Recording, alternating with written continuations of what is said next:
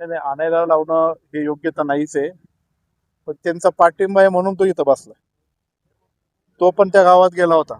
मी ते news channel बातम्या बघितले, तुमच्याच कोणाच तरी बघितले. तिथे सगळ्या लोकांनी ते सांगितले, हे न्यूज काय खोट्या होत्या का मॉर्फ AI व्हिडिओ होता. जो तो बोललास ना, म्हणून ते बोलले हाच पुरावा आहे. आणि त्या लोकांचं सगळं म्हणणं आणि त्यांच्या समोर यांनी घोषणा केली की असं असं आहे. त्याच्यामुळं सूरज भाऊला मला सांगणे, हे पोलिस काही पत्र दिलं काय नाही. अब्दुल बेनके तुझा भाऊ इथं उभा आहे. कोणी जर काय असेल ना त्याच्याकडे बघण्याची ताकद आपल्यामध्ये आहे, म्हणून काही काळजी करायची कारण नाही. मग कलेक्टर होऊ नाही तर कोणी होऊ नाही तर काही करू, आपण आपल्या मुद्द्यावरून हटायचं नाही. आपण लिगली टेक्निकली आणि लोकांच्या अस्मितेसाठी लढायचं. आणि माझी पुन्हा तुमच्या माध्यमातून सूरज भाऊला विनंती आहे, प्रशासनातल्या अधिकाऱ्यांना विनंती. मी मागाशी तहसीलदारला फोन केलाय, ते थोडं देत आहेत.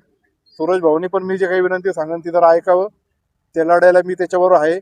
उपोषण आपण तहसीलदारचे समाधानकारक आम्हाला जर मिळालं तर ते उपोषण स्थगित करून पुढे काय पाऊल उचलायचे, काय दिशा द्यायची, हे आम्ही चर्चा अंती तुम्हाला कळू.